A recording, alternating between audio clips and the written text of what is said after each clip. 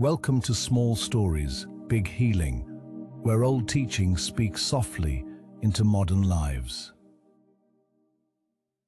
When you cannot stop fixing yourself, when every flaw feels like a failure, when you believe you must be polished and complete before you deserve peace. Have you ever felt that way? As if life is a test, and you are always one mistake away from not being enough. Tonight's short story is for the tired heart that has been chasing perfection and forgetting the quiet beauty of being real. This is Small Stories, Big Healing. Once upon a time, in a mountain town where morning mist moved like silk, there lived a young potter named Hana. Hana was talented. Her hands were steady, her eyes were sharp, and her cups were admired in the market. But Hana carried a secret fear. No matter how many bowls she shaped, she could not love them, because she saw only what was wrong. A tiny tilt in the rim, a faint line in the glaze, a small bump where the clay had shifted. To others, these were hardly noticeable. To Hana, they were unbearable. So she did what many of us do when we are afraid of imperfection. She hid. She worked late into the night, trying to create one flawless piece, one cup so perfect it would finally silence her inner critic. One evening, as rain tapped gently on her window, Hana lifted a finished bowl to the lantern light. It was almost perfect. Almost. There was a hairline crack near the base, thin as a whisper. Hana's chest tightened. "Again," she said bitterly. "Again I fail." In frustration, she threw the bowl to the floor. It shattered. The sound echoed through her small workshop like a door slamming shut. Hana stared at the broken pieces, and for a moment she felt like she was staring at herself. Cracked, ruined, unworthy. She sank to the floor and covered her face with her hands. That was when she heard a soft knock. At the doorway stood an old craftsman named Mr. Sato, the village's quiet elder, a man whose hands looked like they had carried many seasons of work and sorrow. He looked at the scattered shards and did not scold her. He only asked gently, "May I come in?" Hana wiped her face and nodded.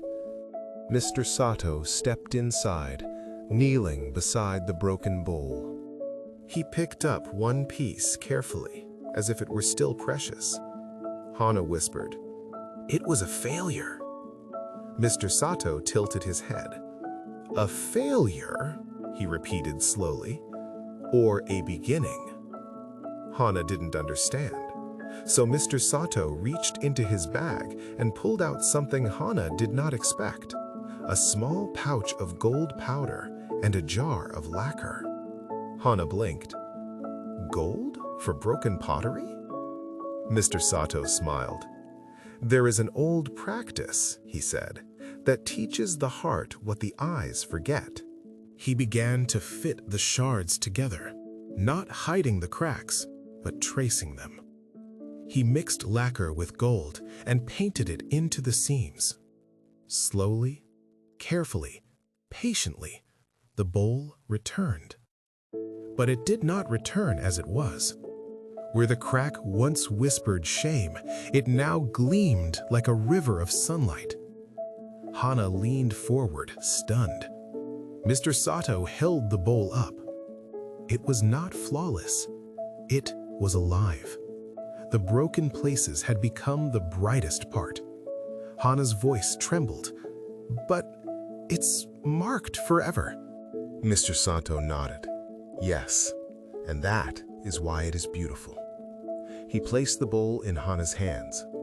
"Perfection is a cold thing," he said gently. "It leaves no room for your life to touch it." Hana looked at the golden seams, and for the first time, she did not feel disgust. she felt tenderness. Mr. Sato continued, "There is a way of seeing called Wabi-Sabi."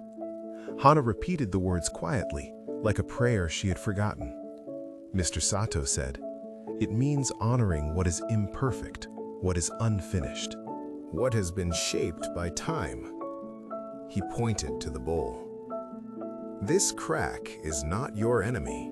It is proof you lived, proof you tried, proof you held something with care, and still, because you are human, it did not stay whole."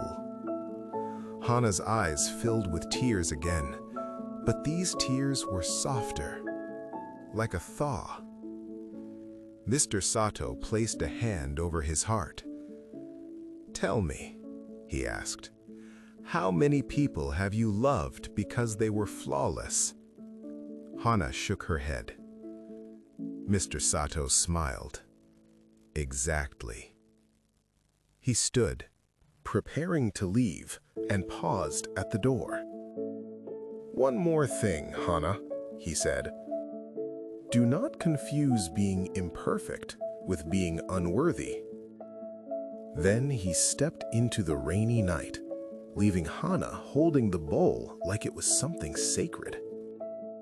The next morning, Hana returned to her wheel, but she worked differently.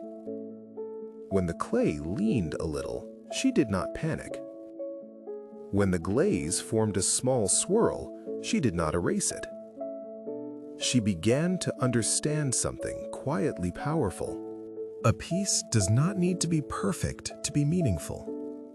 In time, her pottery changed, and strangely, people began to seek it out even more. They said her cups felt warm, honest, human.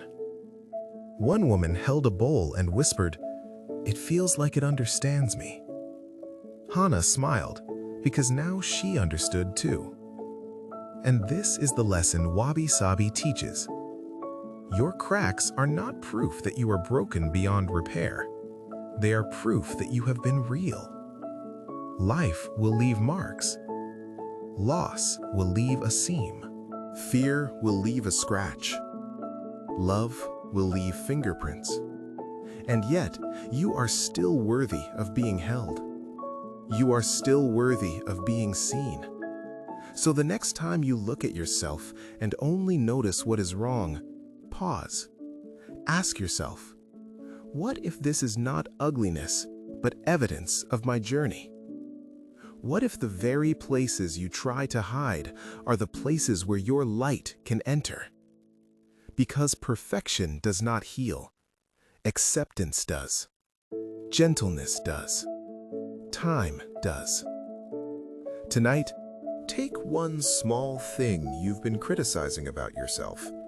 Not the biggest wound, just one small crack.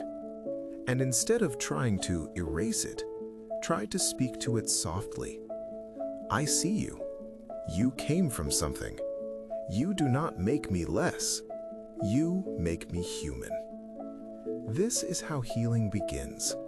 Not by becoming flawless, but by becoming kind. If you learned something today, or if Hana's journey brought you even a small sense of calm, I invite you to stay connected with us. This is Small Stories. Big healing.